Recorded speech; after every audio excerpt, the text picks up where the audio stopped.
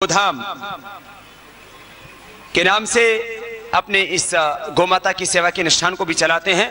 तो एक बार श्रद्धेय पूज्य गंगागिरी जी महाराज जी का पूरे परिवार की ओर से, पूरे अपने इस आध्यात्मिक परिवार की ओर से, पतंजलि योगपीठ परिवार की ओर से बहुत बहुत अभिनंदन। पूज्य महाराज।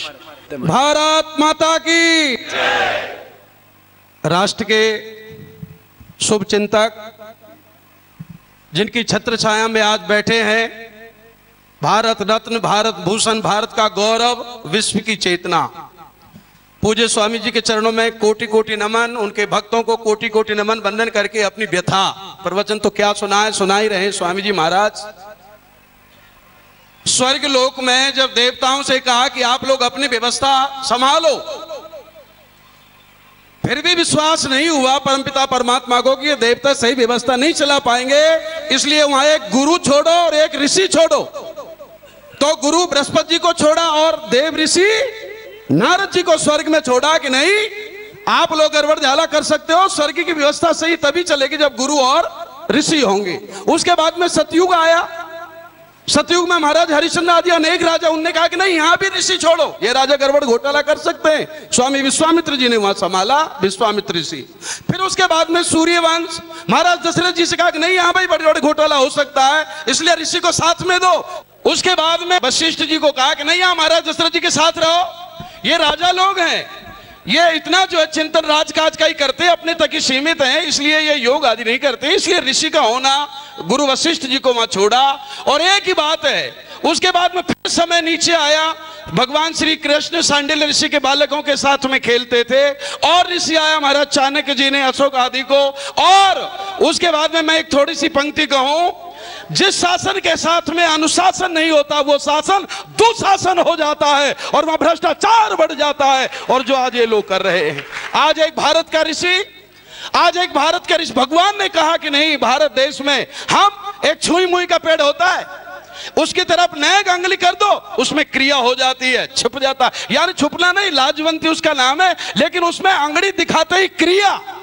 जब क्रिया होती है, सूरजमुखी सूर्य की ओर चलती रहती है, उसमें भी क्रियाएं, हर चीज में। यहां स्वामी जी पूरा देश क्रियाशील है। मनुष्यों की बात तो छोड़ो, जब सीता हरण हो रहा था तो गिद्ध, पेड़ के ऊपर बैठे हुए गिद्ध ने कहा, दुराचारी रावण ठहर, हम तुझे देखते हैं, मार करके रावण को। एक भारत का गिद्ध, जब महाराणा प्रताप ने कहा कि चेतक आज प्राण संकट में है, बोल क्या होगा, चेतक ने कहा बैठो मेरी घोड़े और सवारी करो, और तुरंत नाले को पार। जिसके घोड़े गिद्ध वृक्षों में इतनी क्रिया है, तो ये भारत भी अक्रिय नहीं, ये क्रियाशील, इसको कोई नेतृत्व नहीं था, आज हमको नेतृत्व मिल गया।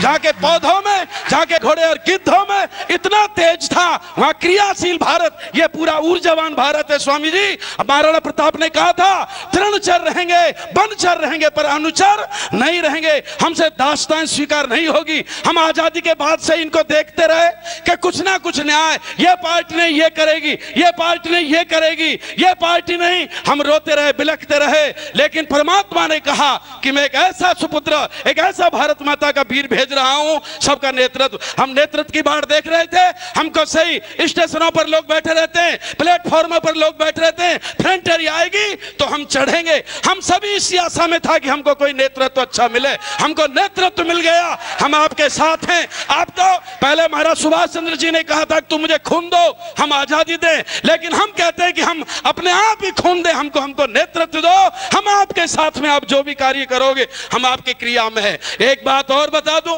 रामचंद्र आज से ही नहीं, आज तो आप कह रहे हो, राम जी ने तो पहले ही सीता जी को कह दिया।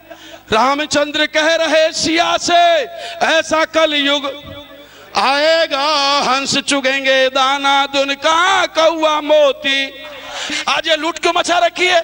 इसलिए मचा रखी है कि अरबों करोड़ रुपए लग जाए, लेकिन जो सीट लाएगा टिकट उसको मिलेगा। और खूब मालूम है कि इसने चुनाव में इतने पैसे लगाए हैं, तो कमाएगा कहां से? कमाएगा ये जो बड़े बड़े टिकट देते पहले ही कह देते हैं। और आज यही देश को, इसलिए कौन, एक ही उल्लू काफी है बर्बाद गुलिस्ता करने को। यहाँ डाल पे उल्लू बैठे हैं, अंजाम गुलिस्ता क्या होगा, यहाँ ऊपर से नीचे तक। और उसके बाद भी आपने कभी नहीं देखा होगा, मैं फिर भी कहता हूं, एक होता है देव, एक होता है दानव। देवता लोगों का शुद्ध सात्विक भोजन होता है और राक्षसों का आहार अशुद्ध होता है। लेकिन ये पता नहीं कौन है, रामचंद्र कह रहे सिया से, ऐसा कलयुग आएगा, डामर गिट्टी सीमेंट ये चारा तक खा जाएगा। ये छोड़ता ही नहीं। अरे राक्षस लोग भी मांसाहारी होते, पर गिट्टी ये खा जाते, चारा ये खा जाते, सीमेंट ये खा जाते, यूरिया ये खा जाते, कोयला ये खा जाते। स्वामी जी ने तो मुझे इतना पद, मेरे गंगागिरी नहीं, मैं उनका पुत्र हूँ। जिस दिन से उज्जैन में माला डाली, मैं उसी दिन से जीवन समर्पित कर दिया। कथा उनके लिए, जाप उनके लिए, भजन उनके लिए। तुम्हें माता पिता तुम्हें, तुम्हें बंधु सखा तुम्हें, तुम्हें विद्या तुम्हें, तुम्हें विद्या द्रव्यम तुम्हें, तुम्हें सर्वम मम देव देवा, तुम हमारे सब कुछ हो। और एक ही बात बताऊं, अर्जुन ने यह कहा था, अर्जुन यह कह रहा है कि भगवान मेरी मति भ्रष्ट हो गई, मेरी मति भ्रमित हो गई। कभी आप कहते हो योग करो, कभी आप कहते हो युद्ध करो, पता नहीं मुझे बताओ सही सही क्या करूं। तो भगवान श्री कृष्ण ने कहा मुझे सही सही बताओ क्या करूं। तो भगवान ने कहा कि तेरे पास में साधना नहीं, तू शब्दों को नहीं पकड़ पा रहा, इसलिए सर्व धर्मान प्रत्यज्य मामे कम शरण ब्रज, तो सब धर्मों को छोड़ करके मेरी शरण में हो जा। हम आपकी शरण में हैं, जो भी आप कहोगे हम उसी बात को स्वीकार करने को तैयार हैं। हे मेरे गुरुदेव, हे इस राष्ट्र के शुभचिंतक, हे इस राष्ट्र के ऋषि, इस देश को संभालो। इस देश में क्या हो रहा है मेरे वीरों, नेतृत्व मिल गया, नेतृत्व को नहीं छोड़ना है। और हम सौगंध खा करके कहते हैं गुरुदेव आप आदेश दो, हम आपके साथ हैं, आप इस देश को संभालो। आपके बिना इस देश का गौरव, हे मेरे भारत के सपूत, हम क्या रोए, हमारी व्यथा है। जब हम आपके ऐसे समाचारों को रात को सुना, मैं 1 घंटे तक रोया।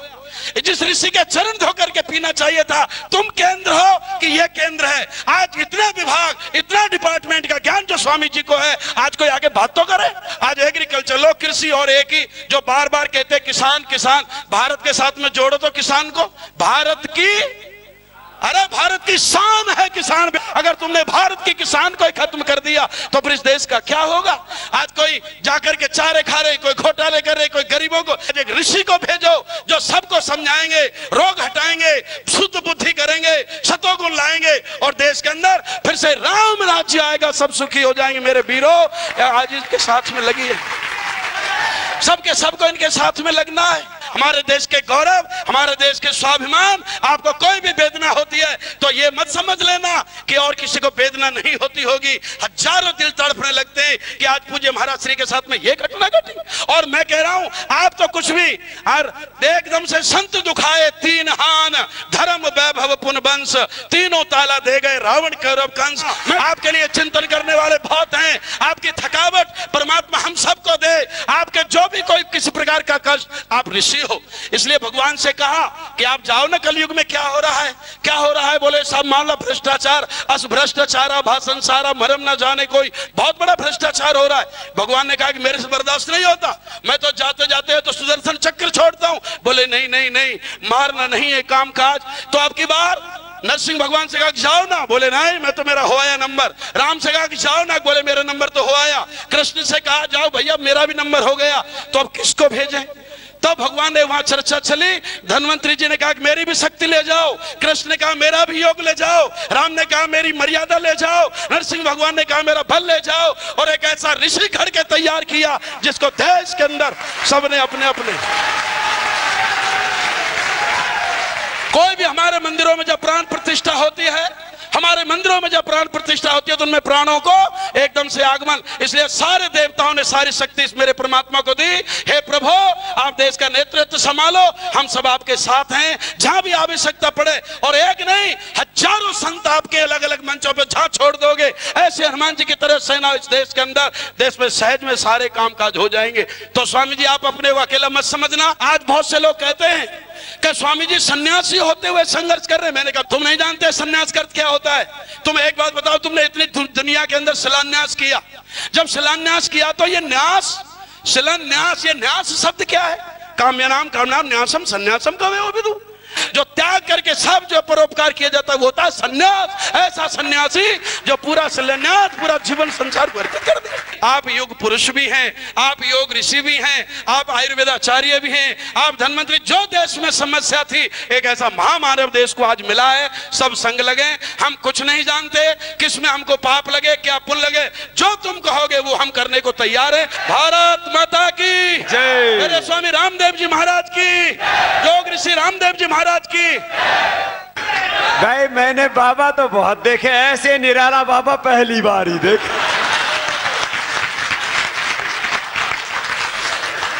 अब दरअसल देखो, बात का बुरा मत मानना, हम सन्यासी को तो बहुत पवित्र मानते थे, ऋषि मुनि ऐसे बचपन से ही। लेकिन हमारे यहां बाबा बोलते थे जो सुल्फा पीवे, जो भांग खाए, तो हमको बचपन से बाबा शब्द से बहुत चिढ़ थी।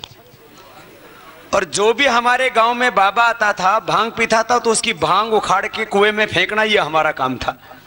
अब गांव में हम बहुत ऐसे बाबा आते थे, तो हमको पता ही नहीं था कि हम बड़े होंगे तो जिस बाबा को हम ऐसा बोलते हैं, सारा देश हमको बाबा ही कहने लग जाएगा। महाराज जी जो है ऐसे तो बड़े मजबूत हैं, लेकिन देख करके ऐसे लगता है भोले भंडारी हैं, लेकिन ऐसा पता नहीं कि इनके भीतर तो पूरी आग भरी हुई है।